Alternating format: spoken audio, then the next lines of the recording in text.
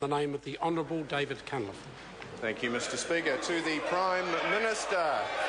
To the Prime Minister. Order. Order. Honourable David Cunliffe. Honourable David Cunliffe, question number 1.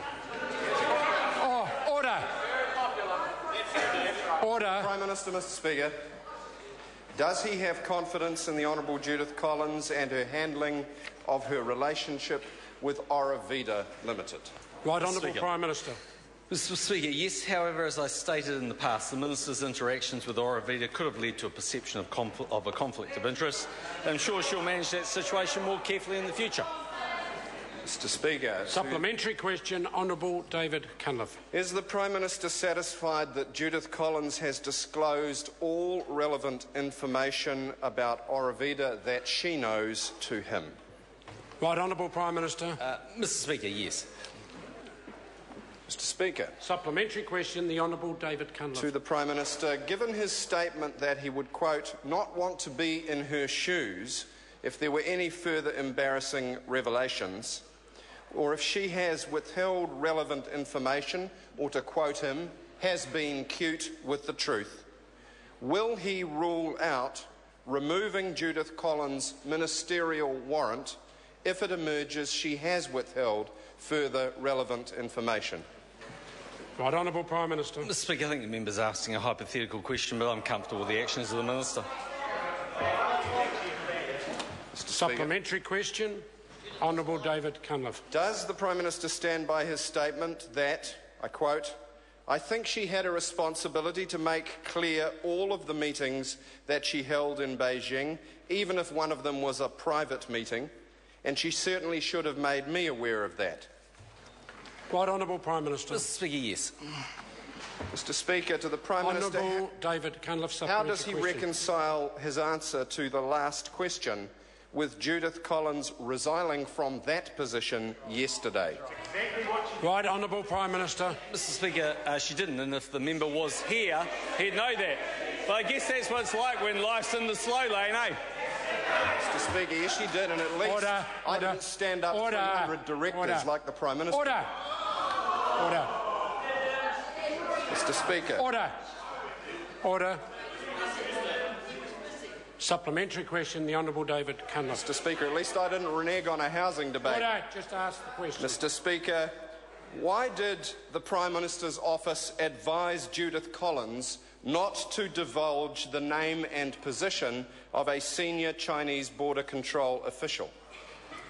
Right, Honourable Prime Minister. Mr. Speaker, because it wasn't germane to the conversation, what I can confirm is that I made both the name, the individual's agency and his seniority well known to the Cabinet Office on the advice that they provided to me. Mr. Speaker. Supplementary question, the Honourable David Cunliffe. To the Prime Minister, is Oravida being given favourable treatment above and beyond any other company or cooperative, sending the message that if you make a sizeable donation to the National Party and appoint a minister's husband to your board, you get a better deal? That's right. Order. Speaker. Order. The right Speaker. Honourable Prime Minister. Yes, Honourable David Cunliffe. Mr. Speaker, did a donation to the National Party result from the Prime Minister's second game of golf with Oravida Chairman Stone Shee? Speaker, no, I have no ministerial responsibility. Absolutely. Point of order, Mr. Speaker. Order. Point of order. Order. Order. This is a point of order. Point of order, Mr. Speaker. The question that the Leader of the Opposition asked was whether or not a donation had come from something that the Prime Minister had done. He is responsible for what his actions as Prime Minister. Order. No, there is no ministerial responsibility. I was about to rule the question out before the Prime Minister gives answer saying that that's an acceptable answer. There is no ministerial responsibility. Order, Mr. Speaker. Point of order, the Right Honourable Winston Peters. Mr. Speaker, I was wondering if you could ask the Prime Minister to actually speak up when he answers the questions. He's not speaking very close to his microphone, and we most definitely want to hear his answers. Order. Order. I think the issue actually is more the level of noise and interjection, and it's occurring now, and I'm on my feet. The level of interjection from all around the House is making it difficult, not only for the Right Honourable Winston Peters to hear. It's actually making it difficult for me to hear as well. Point of order, Mr Speaker. Point of order, Honourable Trevor Mallard. Mr Speaker, I'd like to remind you of exactly what that last question was.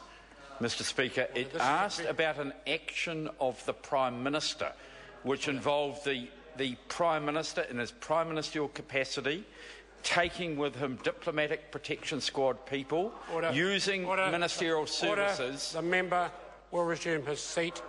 I will have a careful look later. I have made a ruling in regards to that question for today. The further point of order, Mr Speaker. Order. This is a point of order and it will be heard. Honourable David Parker. Mr Speaker, I struggle to understand why you stood the Honourable Trevor Mallard down through the middle of his point of order. Because I'd heard enough. It wasn't strictly a relevant point of order. I've ruled on that question. I have given the member an assurance I will look at the transcript. I always do. Further supplementaries, the Honourable David No, Mr Speaker, point of order. Point of order, the Honourable David Mr Speaker, in reviewing the tape as you've undertaken so kindly to do, could I draw your attention to a possibility, sir, which is that if the Prime Minister had not played a second game of golf with Mr Xi in his Prime Ministerial capacity, sir, it would have been open to him to have stated that to the House. What he has said to the House is that he has no ministerial responsibility for the question at all, and I would submit for your consideration, sir, that that is a different answer from the fact that he was not using his Prime Ministerial capacity. I will certainly re-look at the transcript later on this afternoon. Is there further supplement? Question number 2, Jamie Lee Ross. Mr Speaker, my question is to the Minister of Finance.